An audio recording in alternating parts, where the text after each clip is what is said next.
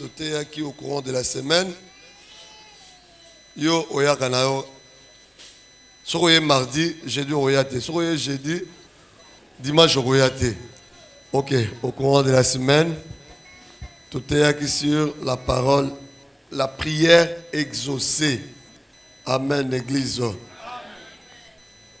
Boye batangel biso mukanda Zambé na mukanda ya Juge chapitre 13 eza mwa mulayi mais tokosuka na verset 23 batangel biso mukanda Zambé Juge chapitre 13 du 1er au 23e verset. Nous lisons le livre de Juges, chapitre 13, du 1er au 23e verset, au nom du Seigneur Jésus. Amen. Les enfants d'Israël firent encore ce qui déplaît à l'Éternel. Et l'Éternel les livra entre les mains de Philistins pendant 40 ans. Il y avait un homme de Toréa, de la famille des Danites, et qui s'appelait Manoah. Sa femme était stérile et n'enfantait pas. Un ange de l'Éternel apparut à la femme et lui dit, « Voici, tu es stérile et tu n'as point d'enfant. Tu deviendras enceinte et tu enfanteras un fils. Maintenant, prends bien garde et ne bois ni vin, ni liqueur forte, et ne mange rien d'impur. Car tu vas devenir enceinte et tu enfanteras un fils. Les rasoirs ne passera point sur sa tête, parce que cet enfant sera consacré à Dieu de le ventre de sa mère, et ce sera lui qui commencera à délivrer Israël de la main de Philistins. » La femme alla dire à son mari, « Un homme de Dieu est venu vers moi, et il avait l'aspect d'un ange de Dieu, un aspect redoutable. Je ne lui ai pas demandé d'où il était, et il ne m'a pas fait connaître son nom. Mais il m'a dit, tu vas devenir enceinte et tu enfanteras un fils, et maintenant ne bois ni vin ni liqueur forte, et ne mange rien d'impur, parce que cet enfant sera consacré à Dieu dès le ventre de sa mère jusqu'au jour de sa mort. » Manoah fit cette prière à l'Éternel. « Ah, Seigneur, que l'homme de Dieu que tu as envoyé vienne encore vers nous, et qu'il nous enseigne ce que nous devons faire pour l'enfant qui naîtra. » Dieu exauça la prière de Manoah, et l'ange de Dieu vint encore vers la femme, et elle était assise dans un champ. Et Manoah, son mari, n'était pas avec elle. Elle courut promptement donner cette nouvelle à son mari et lui dit, « Voici l'homme qui était venu l'autre jour vers moi m'est apparu. » Manoah se leva, suivit sa femme et alla vers l'homme et lui dit, « Est-ce toi qui as parlé à cette femme? » Il répondit, « C'est moi. » Manoah dit, « Maintenant, si ta parole s'accomplit, que faudra-t-il observer à l'égard de l'enfant et qu'y aura-t-il à faire? » L'ange de l'Éternel répondit à Manoah, « La femme s'abstiendra de tout ce qui lui est dit. Tout ce que je lui ai dit. Elle ne goûtera donc un produit de vinaigre, de vigne. Il ne boira ni vin ni liqueur forte et ne mangera rien d'impur. Elle observera tout ce que je lui ai prescrit. » Manoah dit à l'ange de l'Éternel, « Permets-nous de te retenir et de t'apprêter un chevreau. » L'ange de l'Éternel répondit à Manoah, « Quand tu me retiendrais, je ne mangerai pas de ton mets. Mais si tu veux faire un holocauste, tu offriras à l'Éternel. » Manoah ne savait point que se fit un ange de l'Éternel. Et Manoah dit à l'ange de l'Éternel, « Quel est ton nom, afin que nous te rendions gloire quand ta parole s'accomplira? » L'ange de l'Éternel lui répondit, « Pourquoi demandes-tu mon nom? Il est merveilleux. » Alléluia. Manoah prit le chevreau et l'offrande et fit sacrifice à l'Éternel sur les rochers. Il opéra un prodige pendant que Manoah et sa femme regardaient. Verset 20. Comme la flamme montait dessus l'autel vers le ciel, l'ange de l'Éternel monta dans la flamme de l'autel. À cette vue, Manoah et sa femme tombèrent la face contre terre. L'ange de l'Éternel n'apparut plus à Manoah et sa femme. Alors Manoah comprit que c'était l'ange de l'Éternel. Et il dit à sa femme, nous allons mourir car nous avons vu Dieu. Sa femme lui répondit, si l'Éternel eût voulu nous faire mourir, il n'aurait pas pris de nos mains l'holocauste et l'offrande. Il ne nous aurait pas fait voir tout cela.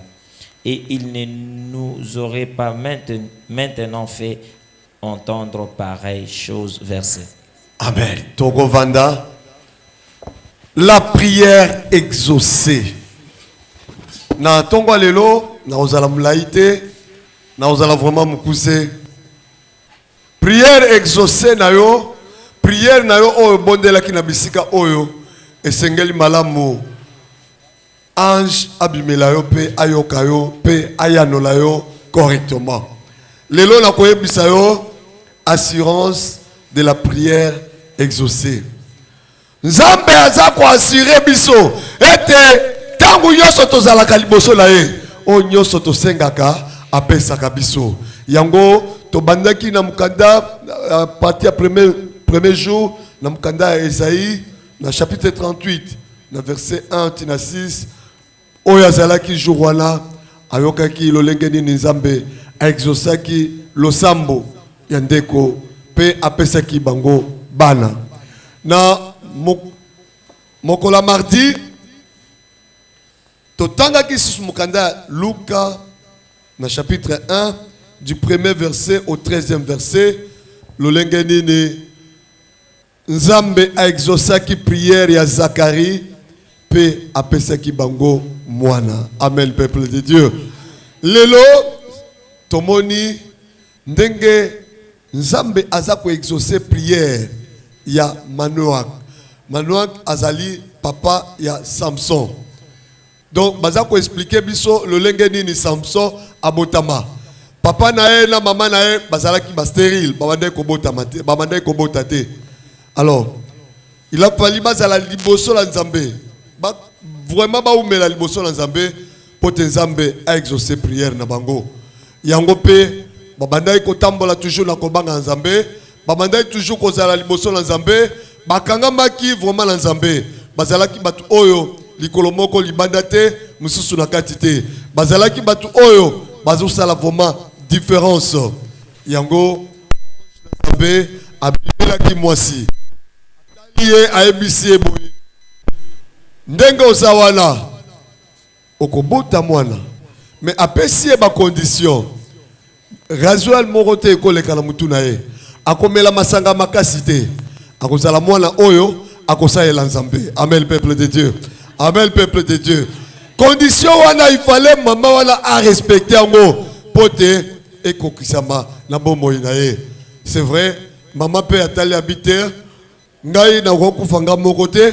Tala makambola moni akomeli mobali na ye abandi ko expliquer na moni mutu moko abimeli nga alobi nanga nako zwazemi pe nakobota mwana wana akosalela Yahweh.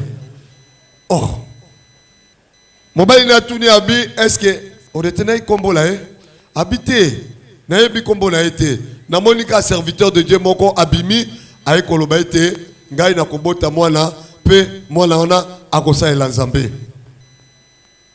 Alors mobali nazalaki curieux akutana na mutu wana tangu kaka mwasi aza kosala bilanga na ye mbala moko mutongo pe a apparaître lisusu mwasi akimi mbangu abi papa ya kotala mutu oyo ayebisa ngai te na kozwazemi pe na kobota.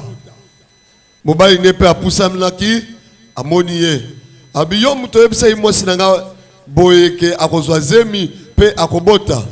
Ange adimeli abi oui ezanga mais condition la pesa qui est ezali ete mwana wana razoa ekoleka na mutu na ete amela alcool te tango batele melaka awa attention pona ba masanga Nzambe ayebi pona nini bapekisaka masanga. Amen, peuple de Dieu. Amen, peuple de Dieu. Condition wana tango mobali ayoki abi oui est-ce que nakoki koyeba ta kombola yo habité kombolanga bayebaka yango te.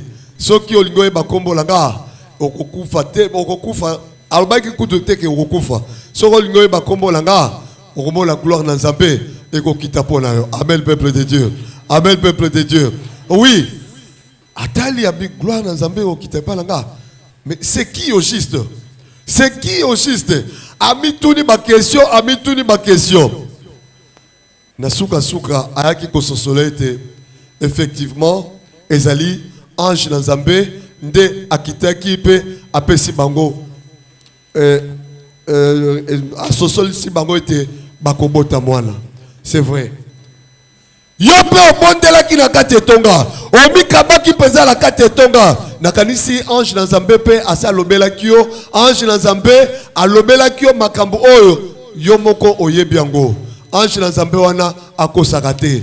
Liloba na Nzambe ekosaka te. Oyo Nzambe alobi yango nde akokokisa. Oyo nyoso osengaki epa na Nzambe sukisa mete Nzambe wana ayokaki maombi na yo. Nzambe wana akoyanola yo. Nzambe wana akokita akoyeba kovisite yo. Nzambe wana akosalela makambo minene. Nzambe wana akotombola yo. Nzambe wana akoyeba kovisite yo.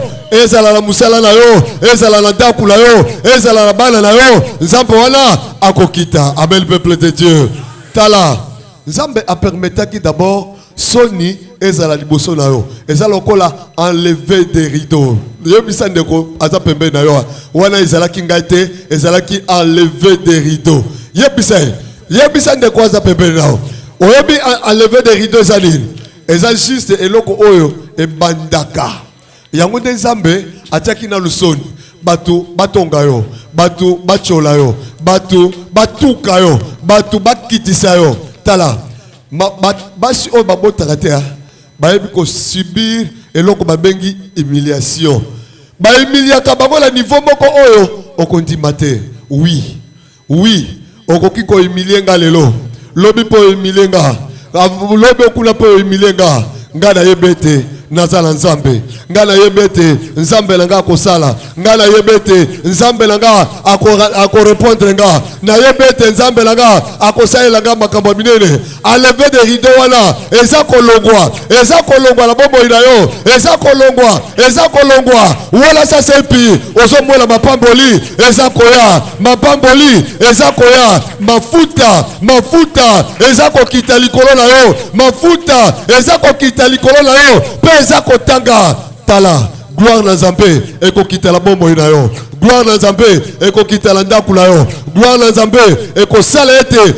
Et c'est la différence.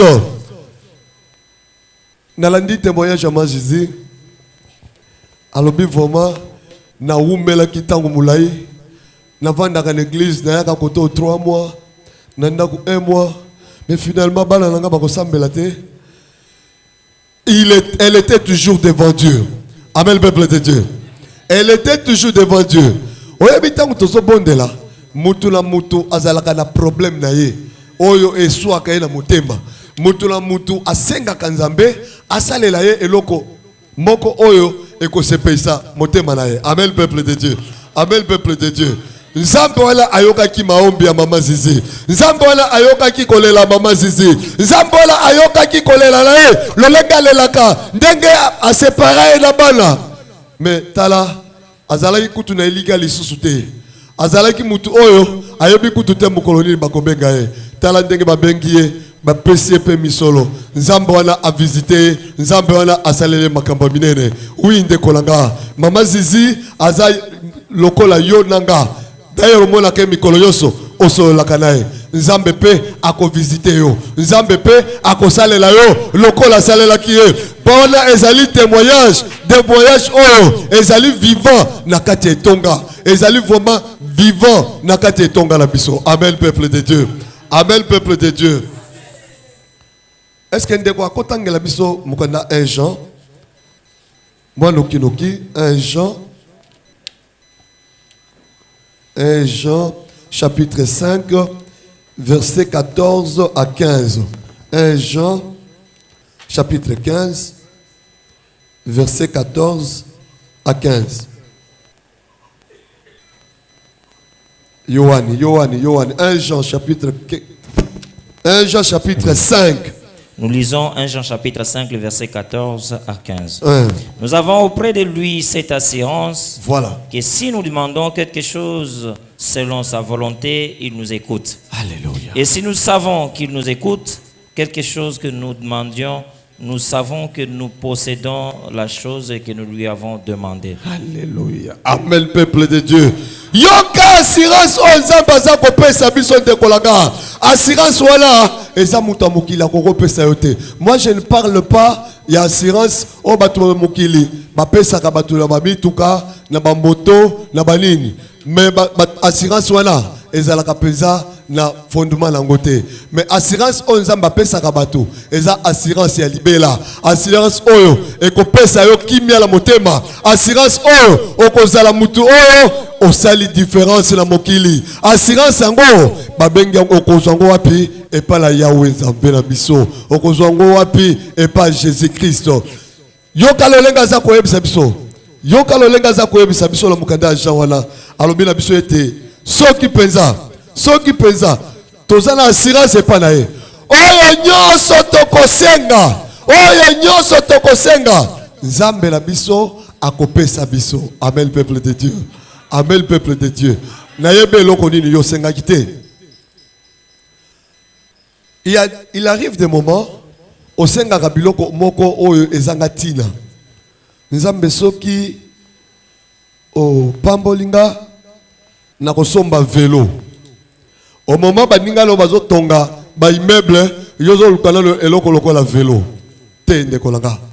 Senga eloko oyo ozomolete esengo na yo ekozala parfaite. Amen peuple de Dieu. Amen peuple de Dieu. Ndenge Bible eza kolobala biso. Jusque là, vous n'avez encore rien demandé. Demandez en fait que votre joie soit parfaite. Amen peuple de Dieu. Mais yo esengo na yo et comme il a le parfaite, oza ko se limiter. Oza la niveau biloko moko ya C. Oh, wala nzamba za kotala bi soko yebaka. Soko yebakata olingaki koloba eloko oyo ya motuya potenga nzambe na kokisela yo esengo na yo ezala parfaite. Amen peuple de Dieu. Amen peuple de Dieu. Yango wana tangu papa ya Samson na mama Samson bazwaki mwana esengo la bango ekomaki parfaite. Amen peuple de Dieu. Amen peuple de Dieu. Bakomaki batu akoseka. Bakomaki batu oyo nzoto la bango ekomaki ngebu. Bakomaki batu oyo malgré bande ko chola bango mais litio échangé. Yope litio eko changer la bombo ina yo. Litio eko changer la affaire na yo. Litio eko changer la nyoso na yo. Soki na famille na bino bazwa diplôme na 50%, yo okozwa la 80%. Soki na famille na bino ba licencié bazate, yo okobima docteur. Soki la famille na bino ba homme d'affaires bazate, yo ndoza homme d'affaires ya liboso. Yo ndoza femme d'affaires ya liboso. Yonde référence à famille. Référence à famille. Ceux qui problème ezali, bako se référer na yo, bako loba, tikana luto kende, tikana luto pusana. Quel est ton nom? Comment? Hein? Gayoul. Ok. Référence à famille. Bako loba nini, tikana luto pusana pas Gayoul. Tikana luto pusana pas Gayoul. Talandenge bembe bandi mutako kundangwa zalité mais ceux qui tokei et pas ya X, ceux qui tokei et pas maman boy, ceux qui tokei et pas mutu songolo, solution ekozoma yondo za solution libota na tongo lelo de kolaga oza solution famille na bino solution nyoso ekouta pa na yo avant bazwa décision en famille il faut présence na yo ezala. Amen peuple de Dieu. Avant bazwa décision en famille, quel que soit le problème, ceux qui ont nos comités, moi je peux bazwa décision et qu'on a la tête parce que yoa oza na étoile la famille yoa oza na liloba ya suka yoa yonde nzambe asala ete oloba la kati ya famille yoa yonde nzambe asala ete bato bamona mpe bandimela yo tala na famille nyoso mutu nyoso azaka na étoile nakosa yo te ezala za leki ezala za yaya Mais bakoyo kale mususu leki mingi par rapport à Yaya. Amen peuple de Dieu. Amen peuple de Dieu. Pourquoi bakoyo kale ki mingi par rapport à Yaya? Eza étoile en Zambé. Eza étoile en Zambé de Zambatier. Yeso ka lobby, asa la sagesse, asa l'intelligence et puis batubayo kakae facilement. Mais mingi et puis ça la jalousie dans la famille. Amen peuple de Dieu. Il y a eu ça de quoi ça pembe na yo. Et puis ça jalousie tangwa bako se référer palanga. Et puis ça jalousie tango bako se référer palanga. Amen peuple de Dieu. Ceux qui vont na assurance, ceux qui vont la assurance na tongo lelo, nzamba ko ya lola yo, na tongo lelo, prière no ezali exaucée, na tongo lelo, nzamba la ko sala yo, référence à famille. Betela nzambe baboko makasi. Betela nzambe milolo pour la lokumu wa famille. Milolo pour la lokumu wa Yesu Kristo. Milolo pour la lokumu wa Yesu Kristo. Parce que yo, ozamo pakolami. Amen peuple de Dieu.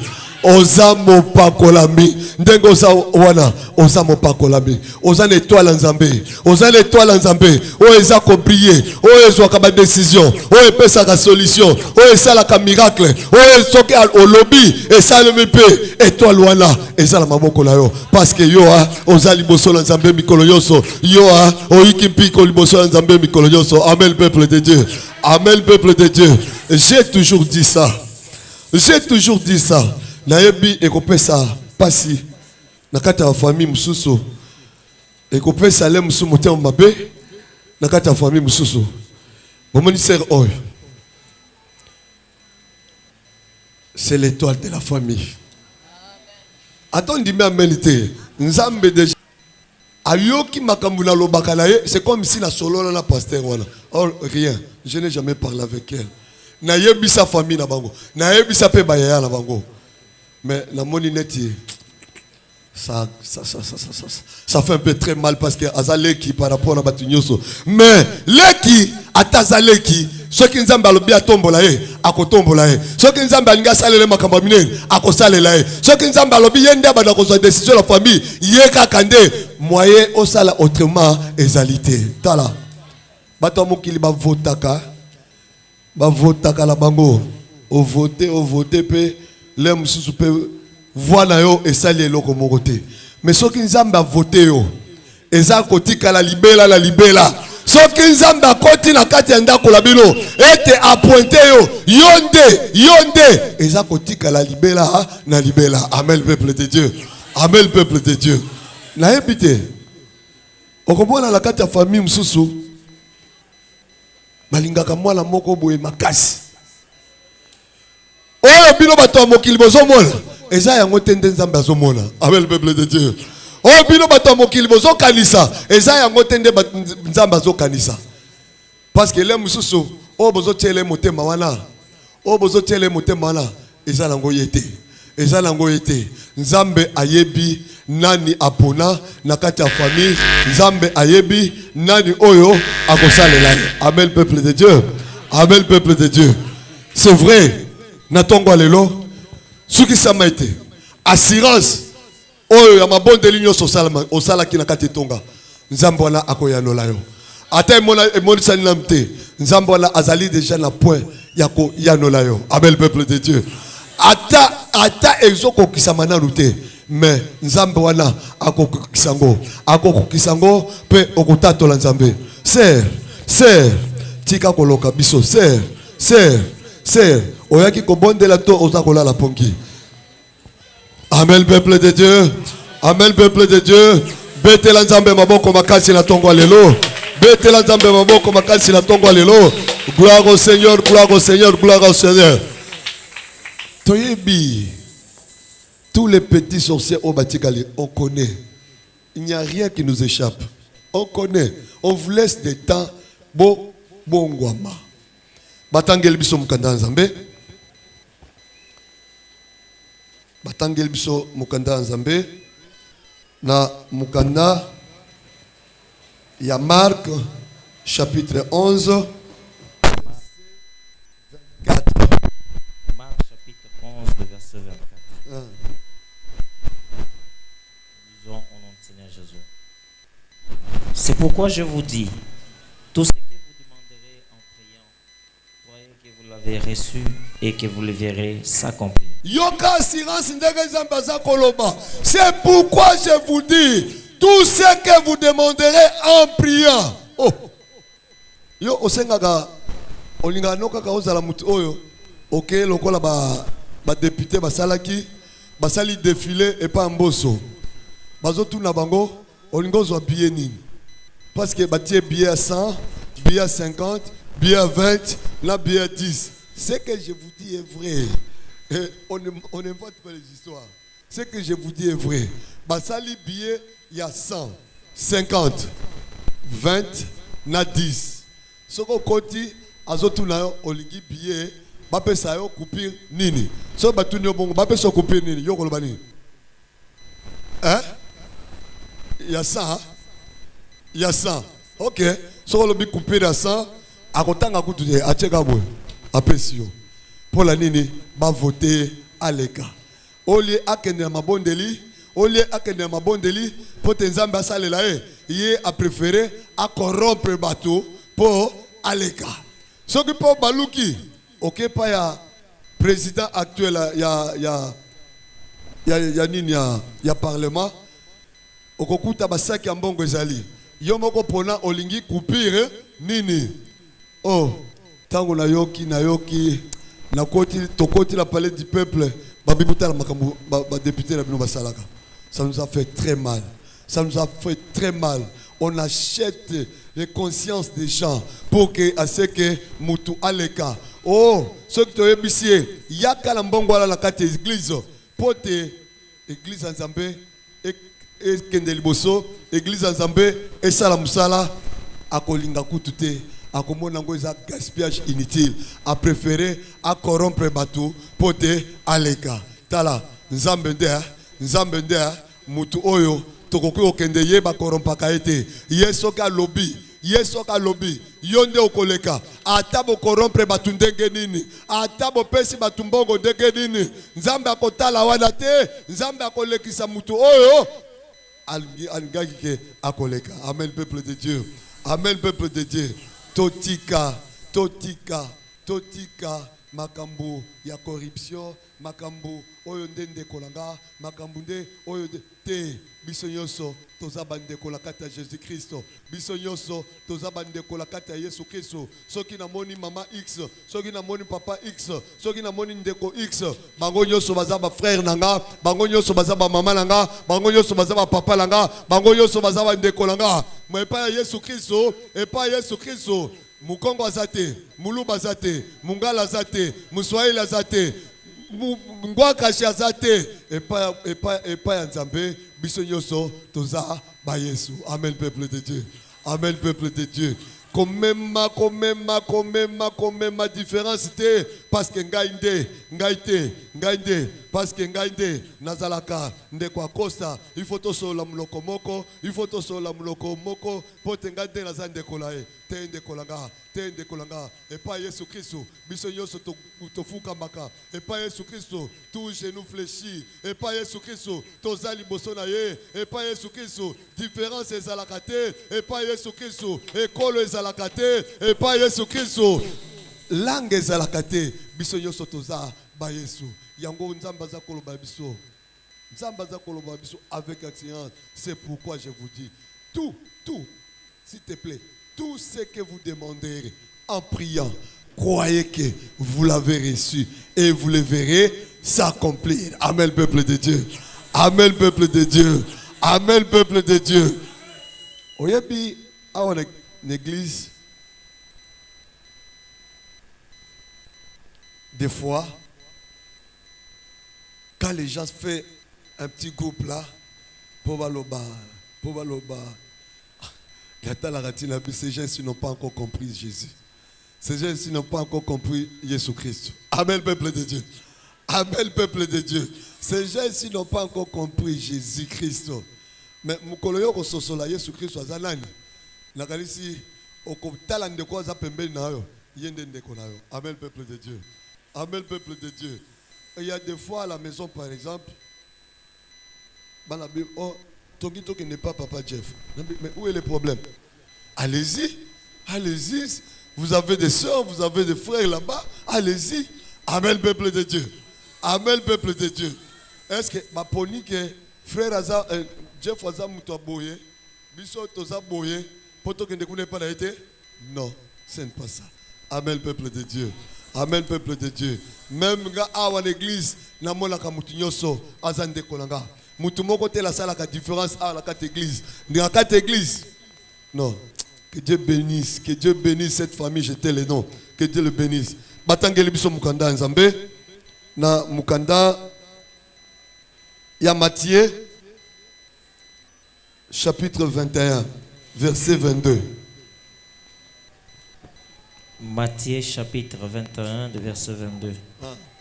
Tout ce que vous demanderez avec foi par la prière, vous les recevrez. Alléluia, amen, amen. Oh, kindenge nzamba koloba na biso. Lolenge bateya ki biso donc tozana assurance accompagnée na foi. Assurance et pas la nzambe na to accompagner ngola kondima. Nzambe la biso akosala la biso. Amen, peuple de Dieu. Amen, peuple de Dieu. Amen, peuple de Dieu. Tout ce que vous demanderez avec foi par la prière, vous recevrez. Vous allez recevoir ça. Vous allez recevoir ça. Otie kondima liboso. Otaliete ngai makambolanga déjà et c'est kokisami. Prière oh na sukisami ete nzamba yokinga. Prière oh na sukisami ete nzamba kosalelanga. Prière oh na sukisami ete nzambe asi asalelingai. Amen, peuple de Dieu. Amen, peuple de Dieu. Nani andimbi ete nzambe ba prière nyos oto salaki nzambe ayokaki. Atombola bisapi. Frère Jimmy, que Dieu vous bénisse. Frère Jimmy, que Dieu vous bénisse. Papa Kabe, Nzamba Pambola yo. Parce que déjà, on tient déjà kondima.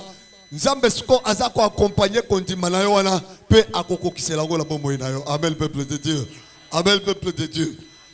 Tozala la kondima. Tozala pe na assurance na biso ka epa na Nzambe. Oyo nyoso to sengi, Nzamba zo sala la biso. Oyo nyoso to sengi na kondima. Amen, peuple de Dieu. Amen, peuple de Dieu. Alléluia. Pepa, pepa, pepa. Alléluia. Zambazwa lokumu na tongo lelo. Batangeli biso mukanda Esaïe. Chapitre 65. Na verset 24. Esaïe. Chapitre 65, verset 24. Nous sommes dans le livre d'Ésaïe, chapitre 65, le verset 24. Avant qu'il m'invoque, je répondrai. Avant qu'il n'ait cessé de parler, j'exaucerai. Alléluia. Avant même au fungola muloko loba. Nzambe déjà ayokio. Amen. Naibi problème na hotel atongo lelo.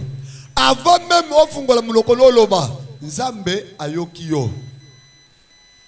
Nalo sisi kutu prière te, alobi j'exaucerai. Oh oh oh. Tozabatu oyo tozabatu lesengo. Na tongo lelo tozabatu lesengo. Ba prière nyoso tosalaki na bisika oyo. Nzambe a exaucé biso. Nzambe ayoki biso. Nzambe akosela biso makamba minene. Nzambe wana akovisiter moko la moko. Nzambe akokota makambo la biso. Nzambe akosala biso eloko oyo ekoleke la biso. Amen, peuple de Dieu. Amen, peuple de Dieu. Na tongo lelo na yebi problème na yote. Na kanisi olingi kaka o rappeler Nzambe. Oyo senga kie pote eko kisama. Oyo senga kie pote eko kisama. Bayembi bako mata kitisa mutu na yo. Rappelez Nzambe. Kitisa ka mutu na yo. Rappelez na Nzambe. Nini oyo senga kie na yebite. Osenga ki libala, osenga ki voyage, osenga ki misolo, osenga ki ndaku, osenga ki elokoli. Mama mwana kanga mwana na yo. Tolingi voma to kota la dimension prière. O rappelez Nzambe. Eloko nini osenga kiye. Pote Nzambe akokisela yo. O rappelez Nzambe. Eloko nini osenga kiye. Pote akokisela yo. Ange na Nzambe aza déjà pembeni na yo. Ange na Nzambe aza déjà pembeni na yo. Pote a répondre yo. Ange na Nzambe aza déjà pembeni na yo. Pote ayanola yo. Ange Nzambe, a quitté déjà pembeni d'ailleurs. Le révérend est au milieu de toi. Pasteur Sani a pembeni d'ailleurs. Yo comme on a été. Mais Aza déjà pembeni d'ailleurs. Prière Noël Ngez à l'exaucer. Prière Noël Ngez à exaucer ce matin. Prière Noël Ngez à l'exaucer ce matin. Oh, Nzambaza malamu. Nzambaza bolingo. Tangu baza kokamba biso na loyembo. Tangu baza kotindela biso loyembo. Biso banso mitula biso vraiment. Toza ko yebisa Nzambe kanisanga. Ko yebisa Nzambe kanisanga la tongo lelo. Kanisanga la tongo lelo. Papa ngai na ye liboso na yo tanda loboko na yo na monangu ya na yo. Oui. Oui. Papa ngai na ye liboso na yo oh Shilo tanda loboko na yo na monangu ya tia loboko lola motemo. Kaki ngai libala tala lelo mbule pusani Nzambe tanda loboko na yo monango ya olakaki ngai mabota zala concentré lelo bako yebisa Nzambe problème na yo na tongo lelo rappela Nzambe problème na yo. Alléluia alléluia alléluia papa ngana ye na ye liboso na yo tanda loboko na yo na bonangu ya oh papa ngana ye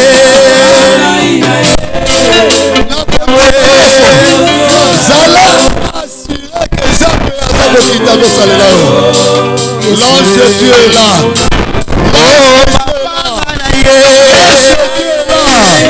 L'ange de Dieu est là. L'ange de Dieu est là. Alléluia, alléluia, alléluia, alléluia.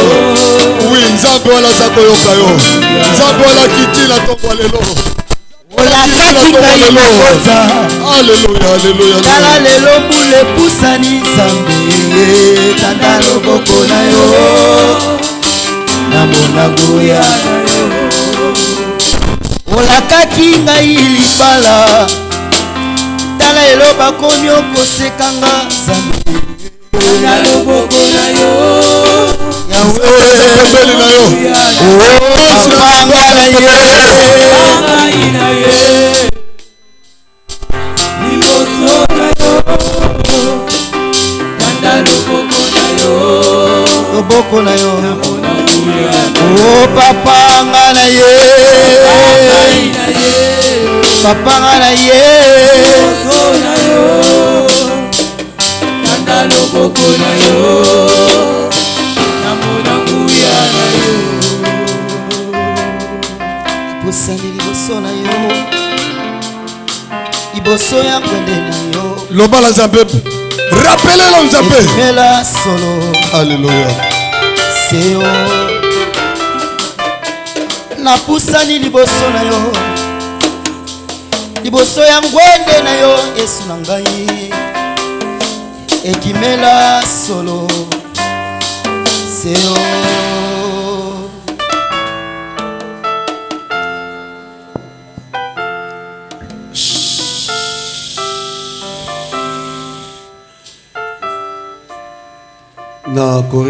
n'a qu'à remercier